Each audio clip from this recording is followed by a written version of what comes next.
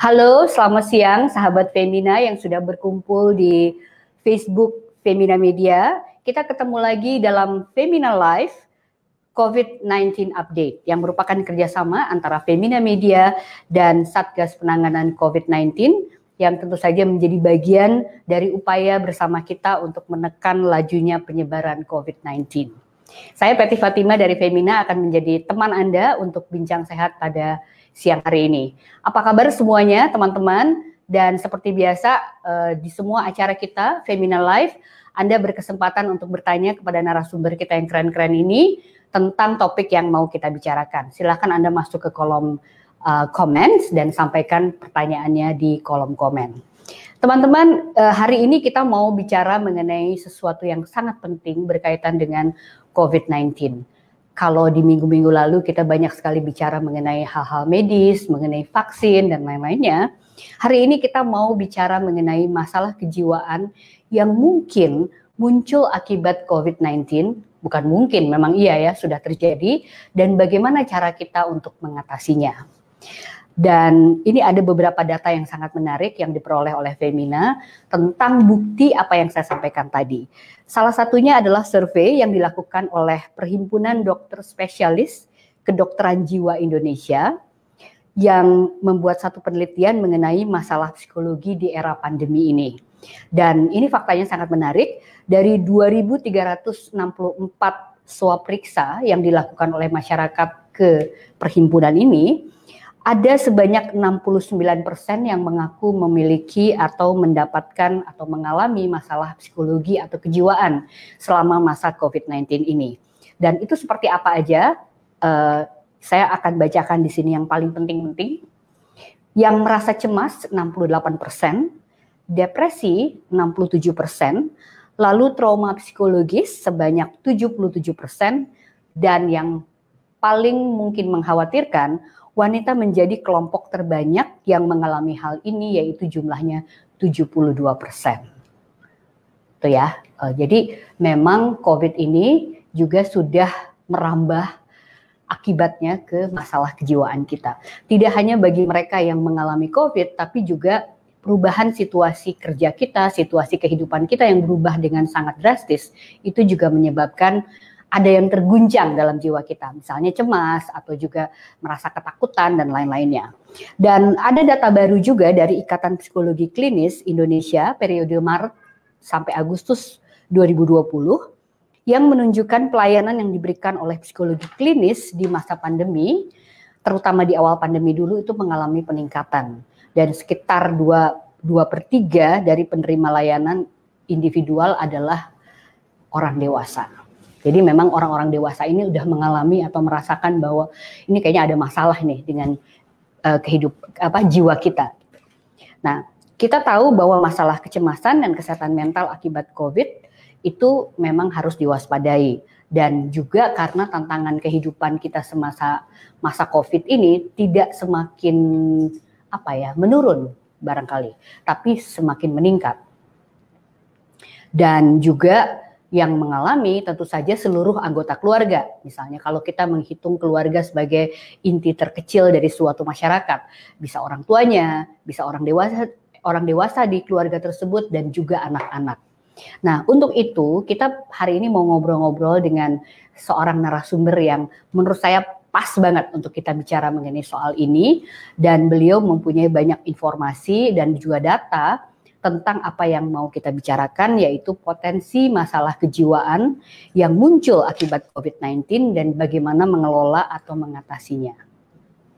Sekali lagi untuk teman-teman yang mau bertanya kepada narasumber kita nanti, berdiskusi di sini, silakan masuk ke kolom chat, silakan disampaikan pertanyaannya seperti apa.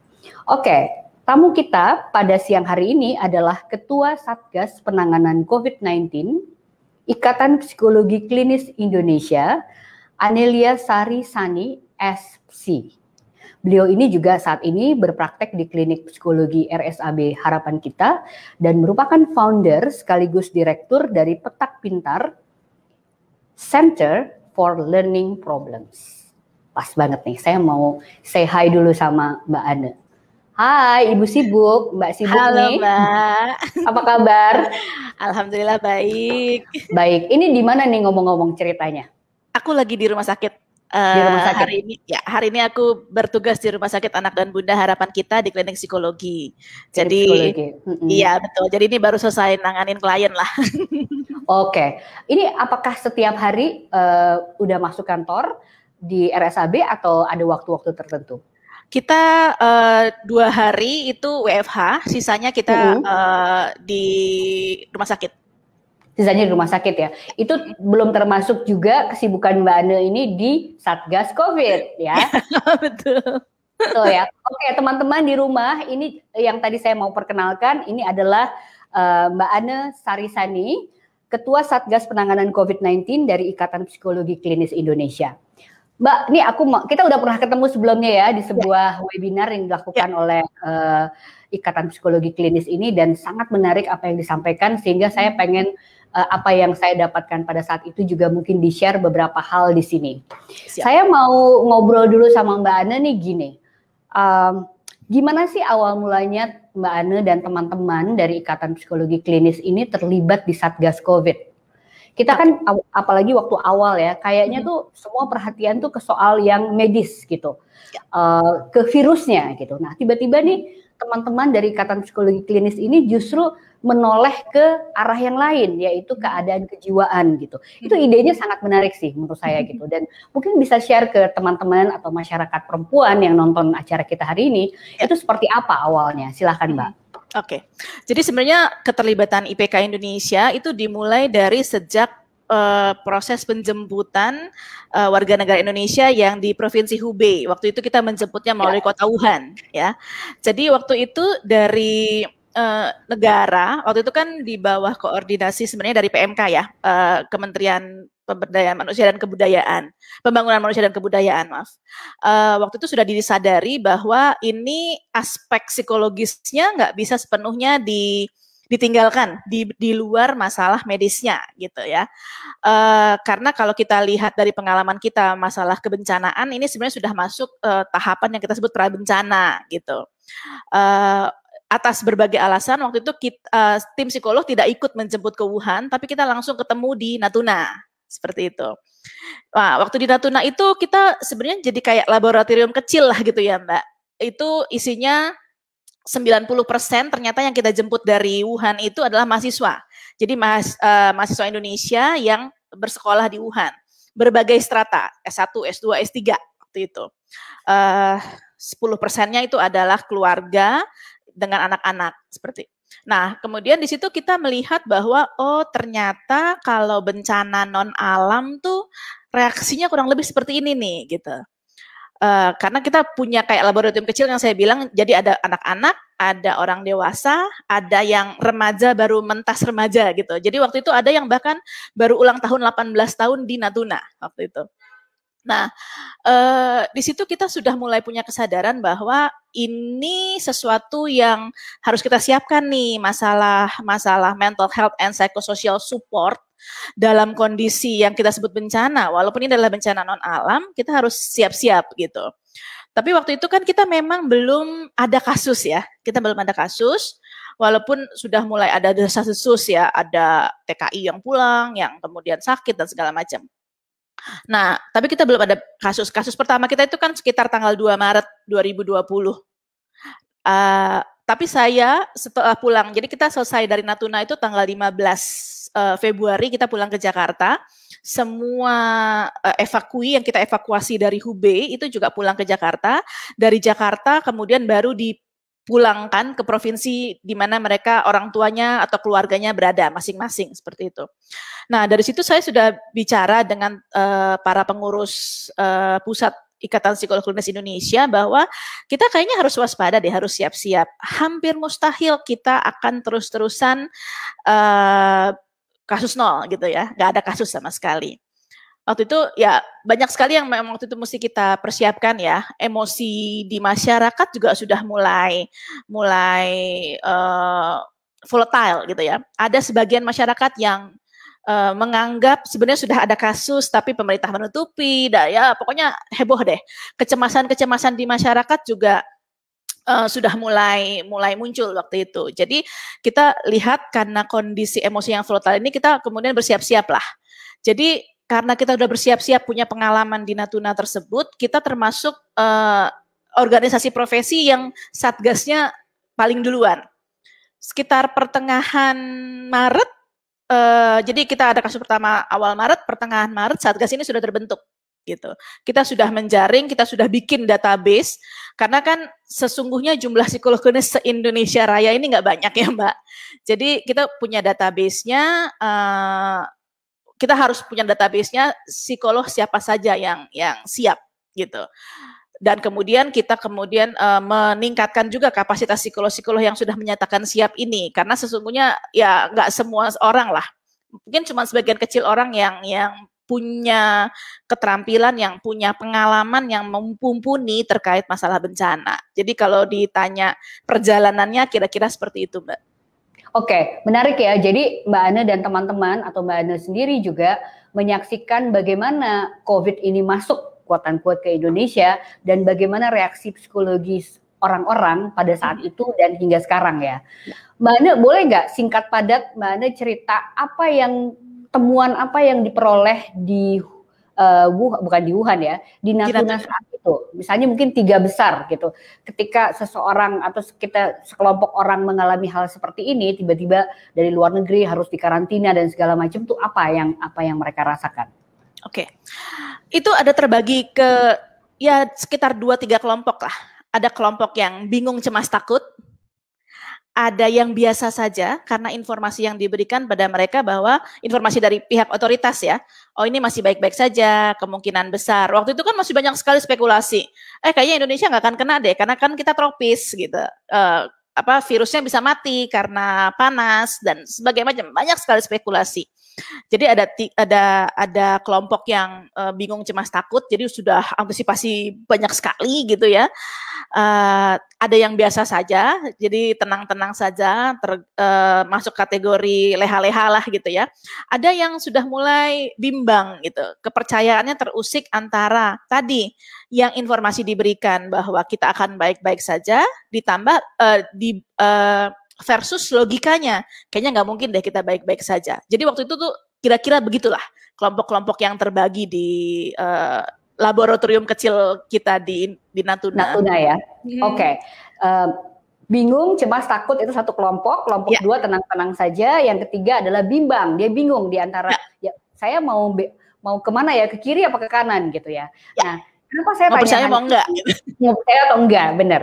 Kenapa saya ingin tanyakan ini? Karena saya kepengen tahu sekarang gimana gitu. Saya tahu teman-teman di organisasi psikologi klinis ini mempunyai riset-riset juga dari hasil bekerja sama dengan Satgas COVID dan bertemu dengan para pasien dan masyarakat, elemen masyarakat yang lain tentang ini gitu. Apakah masih sama atau seperti apa Mbak? Gitu. Mungkin Mbak Ane bisa ceritakan apa yang saya dengar ketika saya datang ke webinar itu sangat menarik gitu. Tapi mungkin saya pengen tuh gini, kalau pasien itu seperti apa kondisinya? Kalau para penyintas apakah ada berbeda? Mungkin dia lebih percaya diri tapi lebih waspada misalnya. Lalu kalau masyarakat secara umum tuh gimana? Kalau dari pandangan teman-teman di lembaga psikologi klinis ini. Silakan Mbak. Oke, kalau sekarang ini memang sudah bergeser ya. Waktu kami melakukan diseminasi data di bulan Oktober yang kami mengundang Mbak Peti itu, sudah ada pergeseran dengan situasi yang sekarang gitu. Situasi yang sekarang mau di kelompok namun tidak terinfeksi itu mulai dalam tahap lelah Mbak, mulai dalam tahap capek. Ini kapan selesainya? Kok begini terus? Sampai kapan? Jadi udah emotionally fatigue gitu, seperti itu tahapannya di masyarakat yang mungkin tidak terinfeksi tapi terdampak sesungguhnya, karena hampir tidak ada dari kita yang tidak terdampak sih sebenarnya.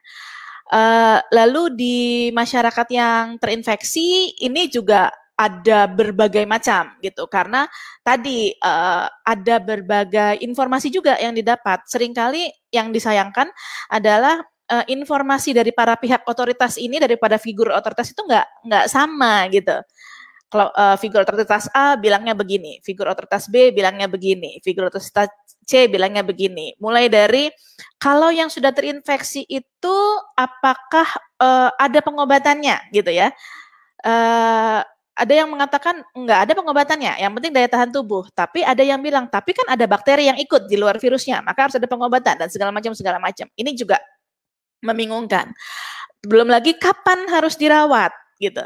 Gejala yang seperti apa harus dirawat. Bagaimana biar tidak terlambat seperti itu. Itu buat yang terinfeksi begitu kurang lebihnya.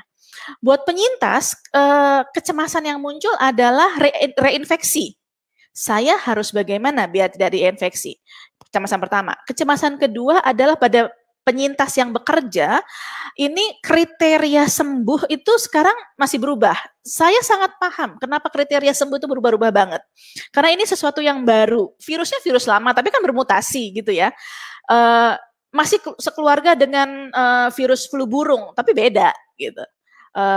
Penyebarannya beda, keganasannya beda, daya rusaknya beda, seperti itu. Nah, maka kemudian tidak mengherankan kalau berbagai kriterianya berubah-ubah gitu. Padahal kriteria sembuh tidak sembuh sakit atau bagaimana ini sangat diperlukan untuk para pihak pemberi kerja untuk membolehkan seseorang yang pernah terinfeksi untuk bekerja kembali. Nah, ini juga kondisi bingung, cemas, takut, tidak menentu karena informasinya juga berubah-ubah berbeda-beda. Itu pada kelompok penyintas. Belum lagi pada lansia yang terkait yang saat ini adalah dengan vaksin misalnya. Sebenarnya lansia itu bisa divaksin atau tidak. Lalu kemudian yang punya anak itu bisa divaksin atau tidak.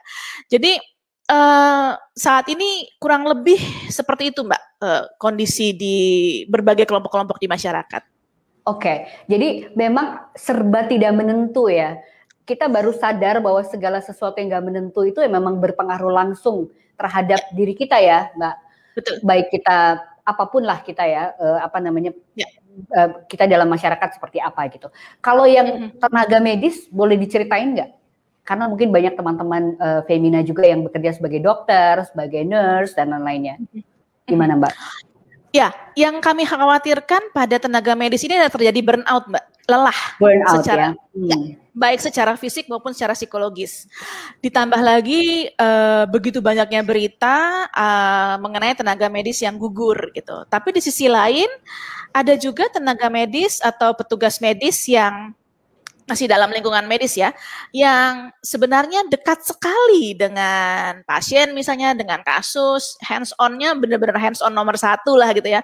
Kalau ada garda depan nih, garda paling amat sangat depan, yang ternyata angka terinfeksinya nggak gede-gede amat, hampir tidak ada malah. Seperti misalnya kita tidak terlalu banyak mendengar adanya infeksi pada supir ambulans gitu ya, atau tenaga-tenaga penata anestesi yang ada di ICU yang langsung menangani pasien COVID gitu. Ternyata tidak terlalu tinggi angkanya dibandingkan mereka yang bertugas di ruang-ruang antara seperti itu.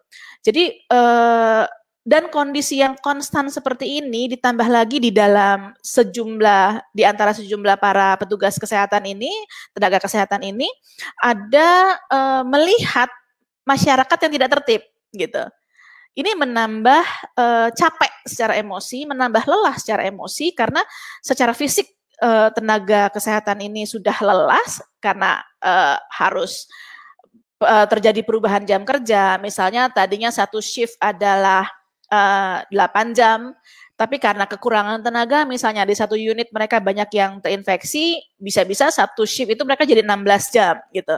Secara fisik ini kan lelah sekali. Ditambah lagi kemudian mereka melihat ada kelompok-kelompok di masyarakat yang nggak peduli gitu, kayak ada ujaran-ujaran di masyarakat yang aku boleh dong ngumpul-ngumpul, aku kan udah swab, aku negatif, seperti itu. Padahal kan sebenarnya udah swab dan hasilnya negatif, itu bukan jaminan bahwa tidak akan terinfeksi atau tidak akan tertular dan saling menulari kayak gitu. Jadi yang paling utama trennya di para petugas kesehatan itu adalah tadi burnout dan Ya, jadi kalau di masyarakat itu bosen, di teman-teman di tenaga medis ini burn out gitu ya. Jadi teman-teman ini sangat menarik ya. Jadi kalau misalnya selalu ada perdebatan, saya kan udah swab, saya udah menjaga kesehatan, saya boleh dong pergi kemana-mana gitu. Jangan lupa para tenaga medis itu melihat atau mencerna apa yang kita sampaikan sebagai anggota masyarakat. Dan karena mereka udah sangat lelah dan udah burn out tadi gitu, sikap-sikap seperti ini itu membuat mereka semakin semakin terganggu ya, dokter ya. Gampang terpicu lah. Ya, gitu ya, seperti itu. Oke. Ya, gampang terpicu, betul, Mbak. Gampang terpicu. Nah, sekarang nih audiensnya Femina kan banyak sekali juga yang bekerja di kantoran gitu. Kita tahu bahwa WFH itu tidak segitu mudahnya untuk dilakukan seperti teorinya gitu. Apalagi WFH kita di masa COVID ini memang sangat mendadak, tidak ada persiapan. Kita WFH karena suatu issues gitu kan gitu. Dan kita tahu ada banyak hal mengenai hal tersebut. Jadi misalnya bagaimana kita mengontrol tim dari jauh, bagaimana kita mengecek mereka juga. Saya baca-baca ada banyak sekali penelitian di dunia yang mengatakan ternyata sosialisasi dengan kolega itu yang sekarang berkurang banyak sekali, itu menyebabkan mereka menjadi seperti lonely atau seperti merasa sunyi karena nggak bisa ketemu dengan teman-temannya gitu. Apakah Mbak Anelia punya nggak data mengenai apa pengaruh yang terbesar secara kejiwaan bagi para pekerja ini yang biasanya 9 to 5 ya? Jadi memang dari awal kita sudah prediksi bahwa to some extent. Jadi kalau kita lihat berdasarkan perjalanan waktunya, ini kan kita sudah hampir setahun ya. Maret nanti kita setahun nih dalam masa pandemi. Ini kalau dari fase kebencanaan kita masuk ke fase kenyataan namanya. Jadi kita tanggap bencana sudah selesai, fase heroik sudah selesai, fase di mana fase heroik itu kita sedang sangat tinggi, biasanya semangat kegotong royongan sedang sangat tinggi, kita sedang senang-senangnya sedang merasa bersemangat dan powerful sekali untuk saling membantu. Maka jargon-jargon seperti we are in this together gitu, we are on the same boat, waktu itu sangat banyak ya. Nah sekarang itu kan udah mulai rontok gitu, udah mulai pada kenyataan no, we are not on the same boat gitu. We are not in this together. Maybe we are together, but we are not in the same boat. Seperti itu. Nah, ini menyebabkan kita itu mulai bertanya-tanya, mulai mempertanyakan gitu. Ini kapan sih akan berakhir? Kapan sih ini akan selesai? Apa iya akan selesai? Kok perubahannya, kok peraturannya, kok seperti itu. Jadi kekecewaan ini akan semakin banyak. Ditambah lagi karena kita naluriah secara instingtif, kita tuh memang makhluk sosial gitu ya. Terutama pada makin tua, makin banyak umurnya, kontak sosial yang langsung itu makin dibutuhkan dibandingkan anak-anak kita yang generasi alfa misalnya atau generasi Z yang waktu mereka lahir pun bentuk-bentuk kontak seperti ini sudah mereka alami gitu. Ini yang kemudian terjadi pada banyak perusahaan-perusahaan, pada banyak organisasi-organisasi di mana enggak bisa, gue udah bosen, udah nggak mau lagi, pokoknya Zoom meeting harus ketemu. Kita pakai prokes kok, kita aman kok. Akhirnya terjadilah klaster perkantoran, seperti itu.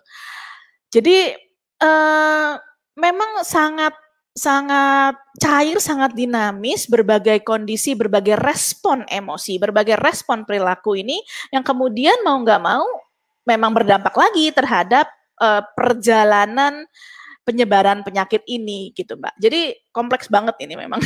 Kompleks ya. Jadi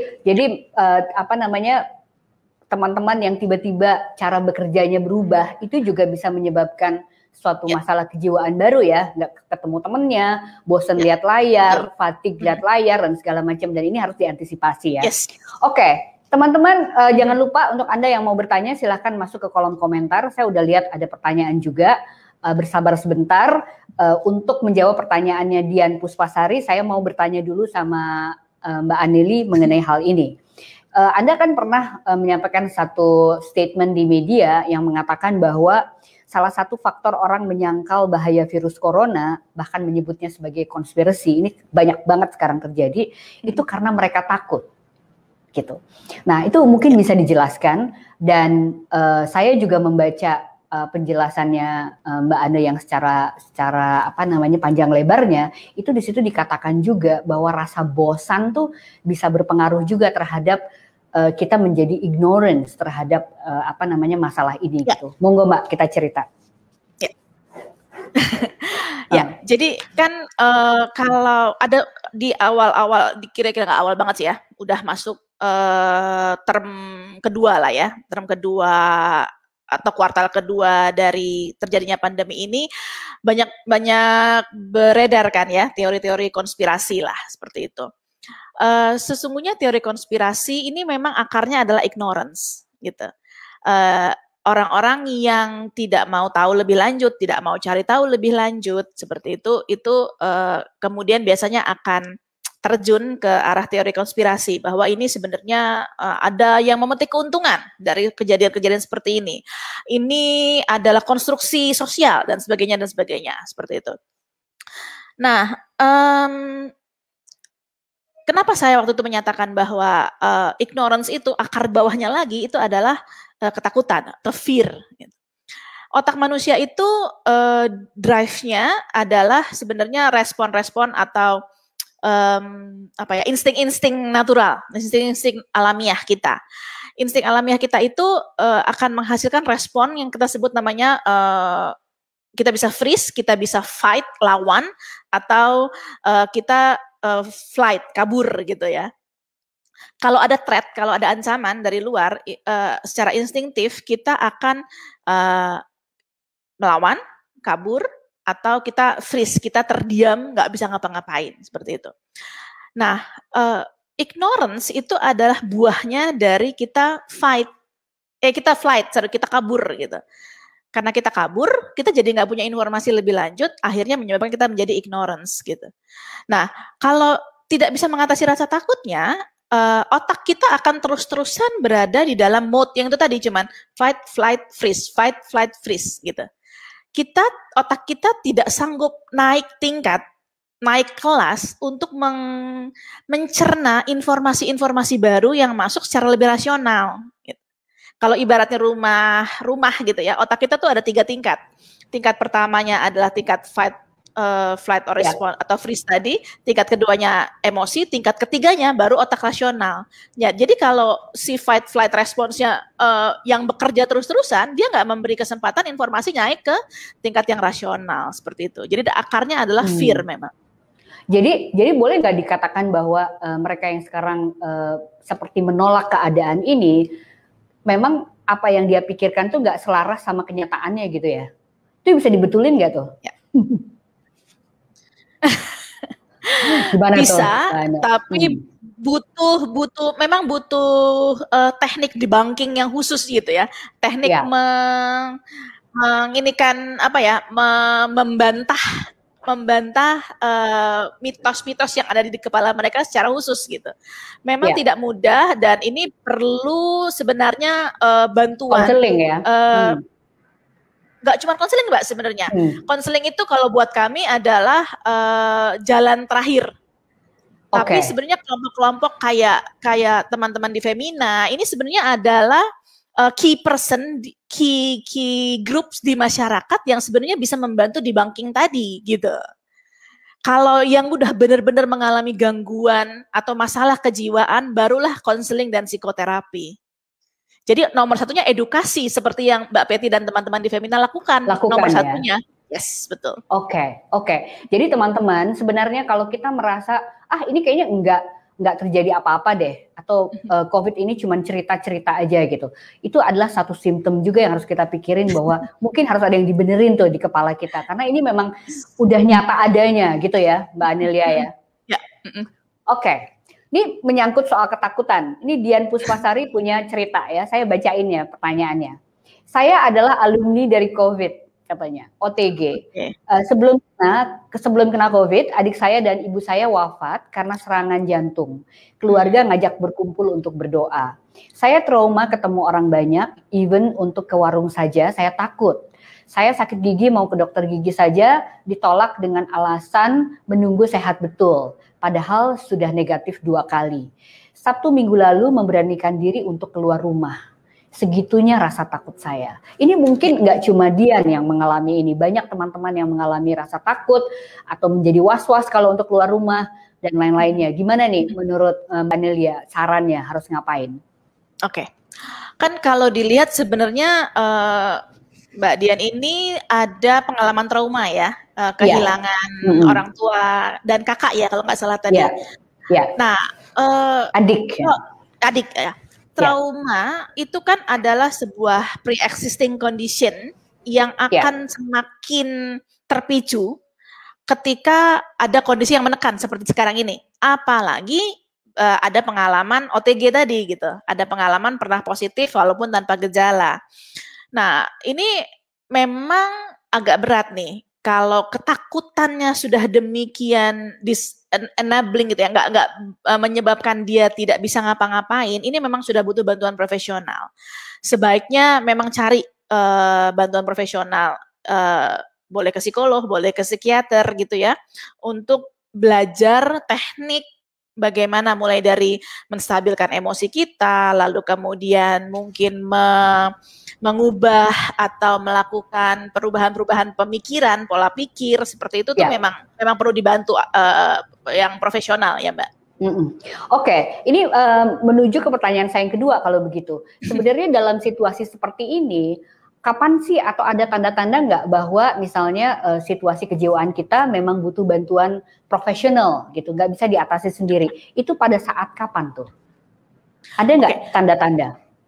Nomor satu, tanda-tanda yang harus kita waspadai ketika terjadi perubahan yang amat sangat drastis. Perubahan pola tidur, perubahan pola makan, yang kemudian nanti bisa kita lihat dari perubahan berat badan, seperti itu, sama perubahan mood. Kalau 3 ini muncul salah satu aja, kita jangan tunggu lama-lama, sebaiknya cari bantuan. Perubahan pola tidur tuh nggak cuman kan yang nggak bisa tidur ya, tapi kalau tadinya tidurnya dalam sehari 6 jam saja sudah cukup dan bisa produktif, sisanya sekarang tidurnya jadi 12 jam, 13 jam. Nah ini juga perubahan nih, gitu. Jadi nggak cuman kurang tidur ya Mbak, tapi tidur berlebihan juga tidur. Oke. Ya. Begitu juga soal makan ya. Tiba-tiba berat badannya jadi meningkat cepat banget atau turun drastis cepat banget. Drastis sekali. Gitu ya. Oke, teman-teman itu dicatat ya. Ini kelihatannya sepele dan mungkin kita nggak pernah memikirkan hal ini sebelumnya, bahwa ada 3 ciri kita mungkin perlu lebih cermat melihat kondisi kesehatan jiwa kita, yaitu yang berubah pola tidur yang sangat drastis seperti disampaikan oleh Mbak Ane tadi, kemudian pola makan yang drastis, nggak cuma jadi kurus tapi juga bisa mungkin berat badannya meningkat dalam waktu cepat dan juga mood yang turun naik gitu ya. Oke, saya mau baca pertanyaan langsung nih dari Nita karena ini berkaitan. Untuk teman-teman silahkan masuk ke kolom chat untuk bertanya apa aja sama Mbak Ane mumpung beliaunya ada di sini sekarang. Ini dari Nita. Bagaimana mengatasi kecemasan tentang berita-berita negatif tentang COVID? Ini kan banyak banget. Kita tahu hoax tentang COVID itu bisa ribuan ya dalam 1 hari gitu. Ini kok ada aja orang iseng ya gitu. Dan kebetulan Nita ini seseorang yang menderita anxiety disorder. Gimana tuh? Oke, jadi ini kan istilahnya kita sudah ada pre-existing condition ya, sudah ada kondisi masalah kejiwaan sebelum pandemi, pra-pandemi. Ini memang sangat mudah terpicu dengan berbagai keadaan-keadaan, berbagai tekanan yang ada. Saran saya nomor 1, kalau memang sudah didiagnosis dengan anxiety disorder, kemungkinan besar sudah ada profesional yang membantu menangani. Sebaiknya tetap maintain kontak dengan profesional tersebut secara berkala, apakah sebulan sekali, 2 minggu sekali, atau 3 minggu sekali, untuk tetap berdiskusi untuk tetap belajar teknik-teknik, strategi-strategi untuk membantu masalah kecemasannya. Nah, kalau terkait dengan hoax itu yang paling gampang, yang ini sejak dari Natuna sudah saya tekankan, kita memang harus batasi dan kita harus sangat pilih informasi dari figur otoritas yang amat sangat bisa kita percayalah, yang kita simak gitu. Jadi di luar itu gitu ya. Yes, betul. Di luar itu nggak usah di follow, nggak usah di ini. Jadi kalau misalnya di medsos kita banyak follow berbagai sumber yang nggak bisa kita percaya, hapus. Mungkin follow Femina aja, yang lain nggak usah. Ya, follow Femina aja ya, benar. Pokoknya kita benar-benar harus pinter memilah dan memilih apa aja yang masuk ke dalam otak kita. Benar nggak sih, Mbak Ana? Betul banget. Ya, teman-teman. Teman-teman, ini sebuah tips yang sangat bagus gitu. Kita nggak usah jadi FOMO di masa COVID ini, ya, fear of missing out, nggak usah. Kita hanya milih informasi yang udah jelas datang dari mana. Kita udah tahu lah ya dari mana, dari WHO, dari Satgas COVID, dari pemerintah, dari Femina, dari Mbak Ane dan teman-teman di Satgas Psikologi dan lain-lain. Gitu.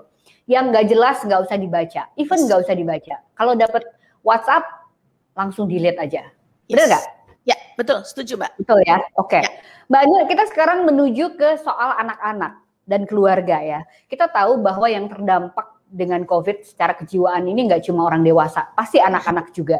Bedanya anak-anak itu bisa ekspresif, bisa tidak. Kita kan nggak tahu juga ada apa yang di kepala dia gitu ya, kira-kira seperti itu. Jadi ini kelompok yang rentan. Nah mungkin Mbak Ana bisa share kepada kita, dari pengalaman, dari riset dan lain-lainnya yang dilakukan oleh teman-teman, anak-anak ini apa yang perlu diwaspadai oleh orang tua saat ini, dan gimana cara mendeteksinya juga. Oke. Yang menarik dari penelitian kami terakhir mengenai mengenai kegiatan belajar dari rumah, ternyata memang yang makin besar usianya, jadi makin ke arah remaja, itu makin rentan. Jadi yang masih kecil-kecil ini ya tadi mungkin mereka punya protective faktor terkait bahwa mereka lahir sudah di era digital. Jadi ngobrol sama layar, video call tuh dari lahir mereka udah biasa banget gitu ya. Jadi ini bukanlah sesuatu yang sangat berubah, mereka masih dalam fase happy go lucky aja gitu ya. Sepanjang tetap bisa main game, sepanjang bisa tetap nonton, say hi sama temennya, sehari-hari bapak ibunya lebih banyak ada di rumah, buat mereka aman-aman aja. Tapi ketika makin besar, remaja akhir justru makin rentan seperti itu. Itu yang menarik temuan kami. Lalu sama kurang lebih dengan orang dewasa, kita harus waspadai semua perubahan yang terjadi. Kalau tadinya anaknya outgoing gitu ya, anaknya ekstrovert, terus kemudian jadi murung, jadi menarik diri, ini satu tanda waspada. Lalu kemudian sama makan, tidur. Yang lebih khas lagi pada anak-anak, terutama anak usia anak pertengahan sampai ke arah remaja, itu adalah mimpi buruk. Jadi kalau sudah terjadi mimpi buruk, apalagi kalau sudah berulang, itu nggak usah tunggu, segera cari bantuan. Itu tanda-tanda yang paling mudah yang bisa kita temui. Satunya lagi, biasanya kalau anaknya tadinya penurut gitu ya, kemudian berubah menjadi pembangkang, nah itu juga tanda itu juga salah satu ya. Ya. Oke, jadi intinya mereka juga merasa dengan perasaan mereka sebagai anak-anak atau remaja tuh, ini perasaan menekannya tuh sangat besar gitu ya. Semua tidak seperti biasanya gitu ya. Mbak Anda, saya pernah membaca satu temuan yang dilakukan oleh Anda dan teman-teman tentang kondisi siswa di Indonesia karena sekolah jarak jauh. Mungkin Mbak Anda bisa cerita apa yang tertulis dalam paper ini sangat menarik gitu, karena dari usia SD sampai SMA. Tadi kan Mbak Anda juga bilang sebenarnya harus diperhatiin banyak nih remaja akhir gitu ya. Gitu. Boleh di-share ke kita apa aja temuannya? Oke.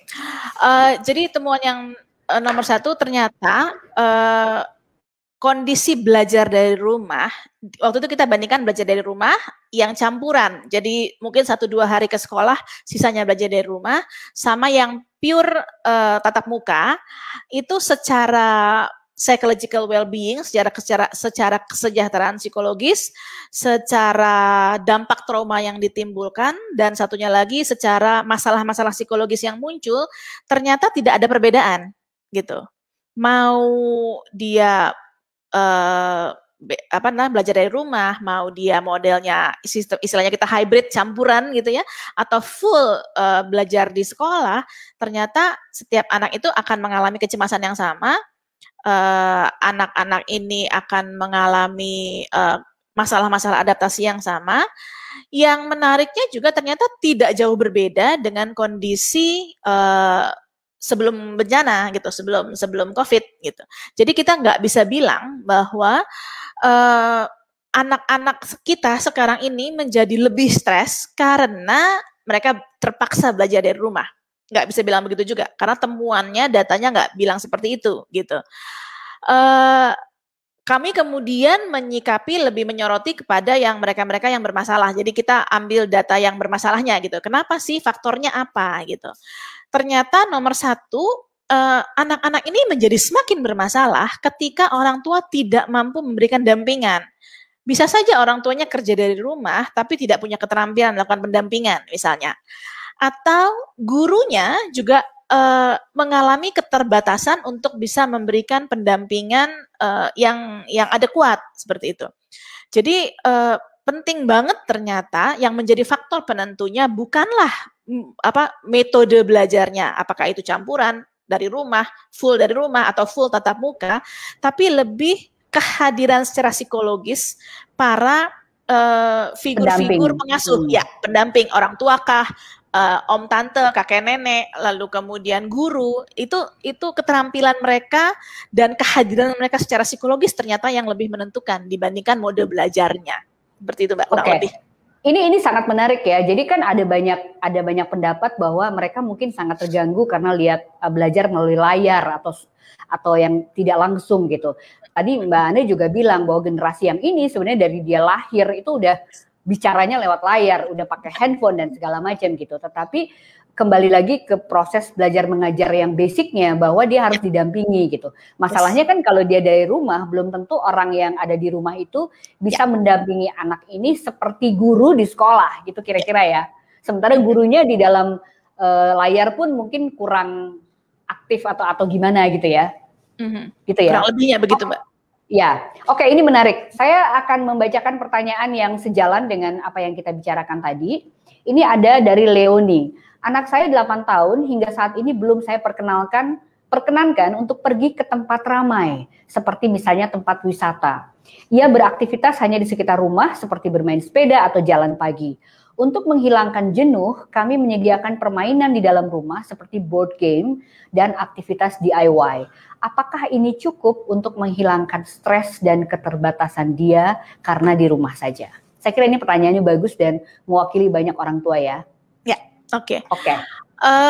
Itu tergantung anaknya. Bagaimana anaknya sebelum pandemi. Kalau dia tipe dalam tanda kutip anak rumahan ya, mungkin itu akan membantu, bisa mencukupi. Tapi biasanya rumus dasar saya, anak-anak itu perlu movement, dia perlu bergerak. Dan perlu kegiatan di luar ruangan, outdoor. Jadi ketika kita bisa mendevice, kita bisa mengaturnya sedemikian rupa bahwa dia tetap bisa berkegiatan di luar ruangan tanpa bertemu banyak orang, tanpa berkerumun, ditambah lagi tadi difasilitasi dengan DIY, dengan board game, ini akan menjadi sebuah kombinasi yang lebih lengkap lah seperti itu. Apalagi kalau kita bisa fasilitasi, misalnya dia bertemu 3, 4, 5 teman-teman dekatnya dengan tetap menjaga protokol kesehatan. Jadi tidak dempet-dempet, berada di luar ruangan, misalnya main sepeda bareng-bareng atau main sesuatu yang kegiatan fisik ya, apakah olahraga bareng gitu ya. Ini juga akan memenuhi berbagai aspek kebutuhannya, kebutuhan aktivitas fisik, kebutuhan sosialisasi, untuk berada di luar ruangan, ini akan sangat membantu sekali sebenarnya. Terima kasih nih, mudah-mudahan ini menjadi tips yang menarik ya untuk para orang tua yang nonton nih hari ini sambil menemani anaknya mungkin belajar dari rumah. Ini ada pertanyaan dari Isyana. Saya punya anak balita yang takut bila bertemu orang baru. Sebelum COVID, saya berniat memasukkannya ke prasekolah untuk melatih dia bertemu orang atau teman yang baru. Tapi belum sempat saya masukkan, COVID-nya sudah datang. Saat ini tidak ada sekolah yang bertemu secara langsung. Saya bingung bagaimana melatih anak saya supaya berani bertemu dengan teman-teman baru atau orang yang baru. Saya khawatir rasa takut ini berkepanjangan. Gimana tuh? Halo? Halo. Ya, Mbak. Oke. Ya. Oke. Ya. Oke. Bagaimana, Mbak? Ini kemungkinan saya duga, saya nggak ada umurnya, soalnya tadi kemungkinan ini batita biasanya ya, di bawah 3 tahun. Di bawah 3 tahun, betul. Ya, betul. Nah, usianya 4 tahun. Oh, usia 4 tahun malah. 4 tahun ya. Biasanya memang anak usia 3-4 tahun itu timbul lagi awareness terhadap safety gitu. Jadi anak usia 3-4 tahun itu sesungguhnya kalau dia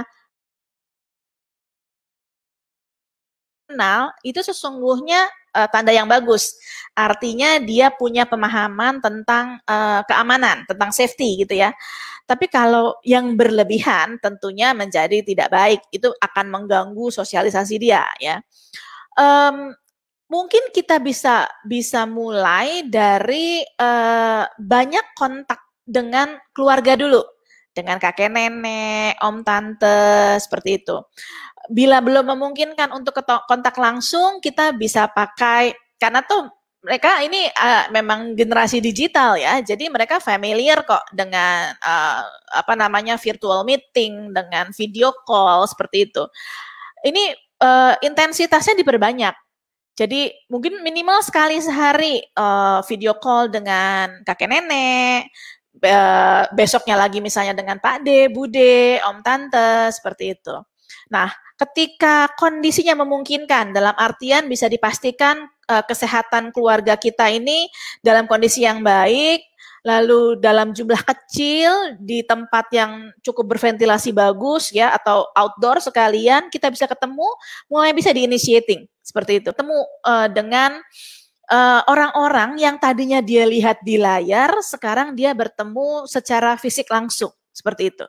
Saya cukup yakin dan ini sesuai dengan usia perkembangannya, ketika ini kita maintain terus ya, tetap ada setiap hari kontak dengan orang di luar keluarga kecil, bapak ibu, atau mungkin sudah ada adik atau kakak gitu ya, lalu kemudian secara berkala, entah itu 2 bulan sekali, bisa ketemu lagi dengan anggota keluarga yang tadinya dia lihat di layar ini, kita maintain begini terus sampai kondisi jauh lebih baik, di mana pertemuan dengan orang lain di luar keluarga bisa kita lakukan.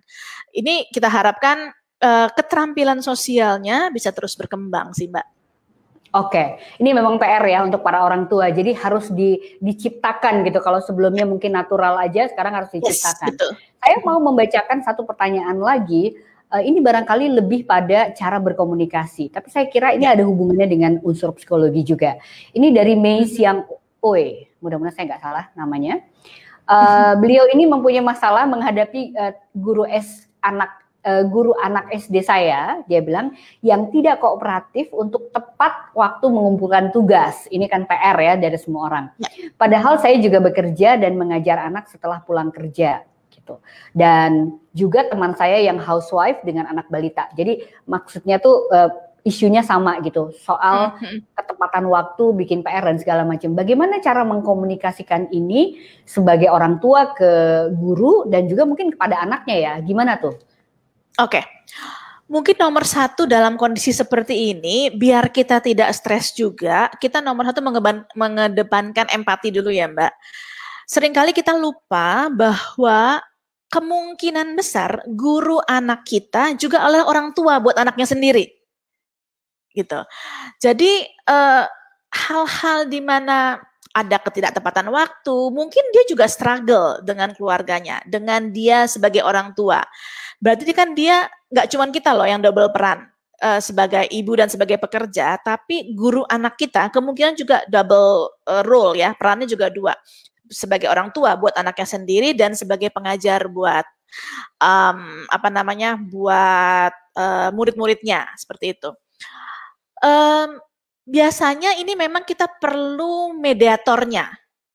Mediator yang paling bijak dalam pengalaman saya biasanya adalah pihak sekolah. Jadi pihak manajemen sekolah, apakah itu kepala sekolah atau direktur sekolah, atau kalau ini sekolah yang based on yayasan gitu ya, foundation, jadi orang-orang yayasan yang untuk bisa menjadi mediator gitu. Sehingga bisa diketahui ekspektasi masing-masing pihak apa. Orang tua ekspektasinya bagaimana, dari pihak guru ekspektasinya bagaimana, dan sebenarnya pemenuhan kewajiban kita untuk mengejar target-target pelajaran atau kurikulum itu seperti apa gitu. Nah, jadi ketika semua pihak ekspektasinya sudah jelas, di situ kita bisa kompromi gitu. Jam yang paling memungkinkan, yang paling visible untuk masalah mulai dari jam belajarnya, lalu kemudian pengumpulan tugasnya, deadline-nya, termasuk juga konsekuensi bila deadline tersebut terlanggar itu bagaimana. Jadi memang betul Mbak, setuju ini adalah masalah komunikasi dan mau nggak mau emang harus dikomunikasikan. Kalau kita gerundelan sendiri aja nggak akan ada jalan keluarnya. Oke, tapi yang paling menarik dari juga yang disampaikan oleh Mbak Ane tadi adalah soal empati ya. Kita jangan berpikir dari sepatu kita sendiri, sepatu orang lain juga mungkin ada masalah yang sama ya gitu. Jadi ini memang harus belajar sama-sama. Apakah saya boleh satu pertanyaan lagi? Oh, sudah habis. Oke. Mbak Ane, tidak terasa kita udah 1 jam mengobrol. Banget ya, gitu ya. Oke, nah ini untuk mengakhiri obrolan kita pada siang hari ini mengenai masalah kejiwaan yang timbul akibat COVID-19 dan bagaimana mengatasinya. Kita punya satu pertanyaan untuk Mbak Ane, untuk tips bagi kita semuanya. Apa yang kita bisa lakukan setiap hari untuk kita bisa mengatasi rasa tidak nyaman, rasa stres, rasa cemas, dan rasa marah juga. Ini dari Rika. Rika bilang, kenapa ya gue sekarang cepat banget marah gitu, sehingga mungkin keadaan kejiwaan kita juga bisa lebih tenang dan kita bisa menjalani kehidupan kita yang memang sulit ini dengan lebih nyaman gitu. Monggo Mbak Ane. Oke. Sebenarnya kita memang perlu dari awal kita menerima keadaan ini. Ini adalah hal yang memang unfortunate, tidak menyenangkan, abnormal, tapi mau nggak mau kita harus terima. Jadi embrace dulu, nomor 1. Ini udah keadaan yang memang terberi, pasti ada rencana yang lebih besar dari kita, rencana yang maha kuasa, kenapa kita diberi ujian seperti ini. Jadi kita embrace dulu, terima dulu. Lalu kemudian kita dudukkan diri kita di kedua kaki kita dan kita lakukan yang namanya grounding, istilah saya menjejak ke bumi gitu ya. Teman-teman psikolog klinis ini biasanya itu kita menjejak ke bumi. Kita cek aja diri kita, apa iya kita segitu unfortunate-nya? Apa iya kita segitu bermasalahnya? Jangan-jangan sebenarnya dalam kondisi yang memang abnormal gitu ya. Dalam adaptasi yang mungkin juga nggak bagus-bagus amat, nggak normal-normal aja, tapi jangan-jangan kita sebenarnya baik-baik aja gitu. As long as kita masih bisa, mungkin kita masih bisa makan, kita masih bisa ketemu orang yang kita cintai. Kalaupun ada kehilangan orang-orang yang kita cintai, masih banyak lagi orang-orang yang terselamatkan gitu.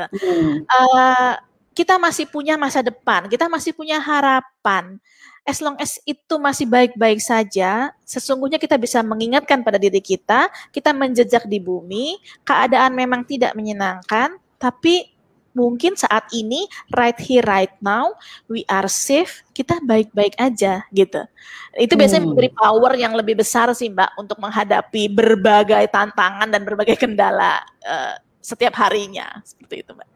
Oke, jadi 1 menerima, 2 jejak bumi. Jejak bumi itu juga bisa diterjemahkan dengan kita bersyukur terhadap apa yang kita miliki dan kita juga merelakan jika kita ada sesuatu yang tidak seperti yang kita bayangkan gitu kira-kira ya Mbak Anelia ya.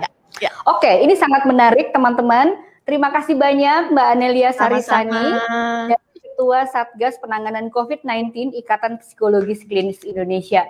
Sekali lagi terima kasih untuk obrolan kita pada hari ini. Banyak juga teman-teman di chat bilang, ini kayaknya ngobrol kayak gini juga salah satu solusi. Ya betul sekali. Makanya kita mengundang Mbak Ane. Sehat-sehat terus Mbak Ane. Min, sama-sama Mbak. Ya, selamat bekerja lagi. Teman-teman, terima kasih. Terima kasih banyak. Dengan demikian berakhir sudah Femina Live kita sore hari ini yang merupakan COVID update dan kerjasama antara Femina dan Satgas Penanganan COVID-19. Kami mengharapkan Anda semua tetap sehat dan tetap melakukan protokol kesehatan. Memakai masker, mencuci tangan, menghindari kerumunan, dan menjaga jarak. Semoga kita diberi kesehatan yang penuh, jiwa dan raga. Terima kasih banyak, saya Peti Fatima dari Femina, undur diri, sampai jumpa kembali pada Femina Live berikutnya. Selamat sore.